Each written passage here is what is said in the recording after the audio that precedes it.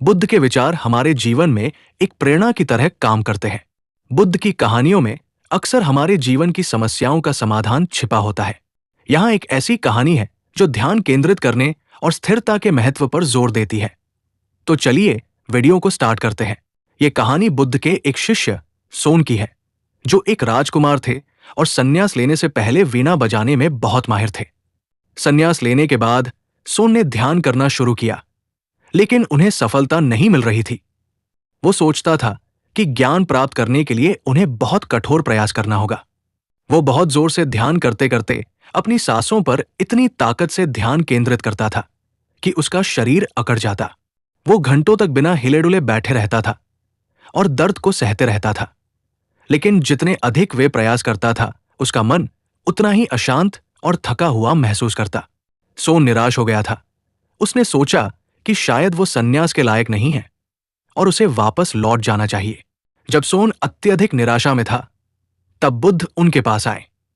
बुद्ध ने सोन से पूछा, सोन, क्या तुम जानते हो कि जब तुम राजकुमार थे तो वीणा को मधुरता से कैसे बजाते थे?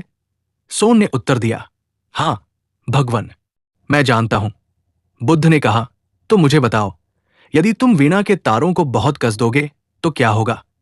सोन ने जवाब दिया, तार टूट जाएंगे भगवन, और कोई संगीत नहीं निकलेगा। बुद्ध ने फिर पूछा, और यदि तुम तारों को बहुत ढीला छोड़ दोगे तो क्या होगा? सोन ने कहा, कोई ध्वनि नहीं निकलेगी भगवन, या वो बहुत कर्कश होगी। तब बुद्ध मुस्कुराए और बोले, ठीक इसी तरह ध्यान का मार्ग भी है सोन।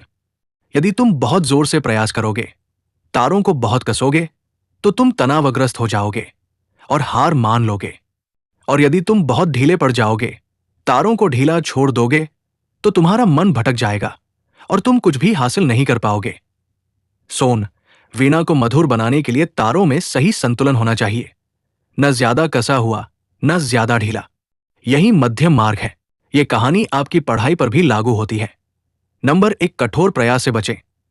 यदि आप अत्यधिक दबाव लेते हैं, रातों की नींद खराब करते हैं और खुद को प्रताड़ित करते हैं, तो आपका दिमाग टूट जाएगा, अर्थात आप तनावग्रस्त हो जाएंगे और पढ़ना छोड़ देंगे। नंबर 2, आलस्य से बचें। यदि आप बहुत ढीले पड़ जाते हैं और टाल मटोल करते हैं, तो कोई प्रगति नहीं होगी। नंबर 3, अपना संतुलन खोजें। पढ़ाई में सफल होने के लिए आपको निरंतरता और कोमल प्रयास का संतुलन बनाना होगा। नियमितता, हर दिन एक निश्चित समय पर बैठें। विश्राम, अपने दिमाग को तरोताजा रखने के लिए छोटे ब्रेक लें और पर्याप्त नींद लें।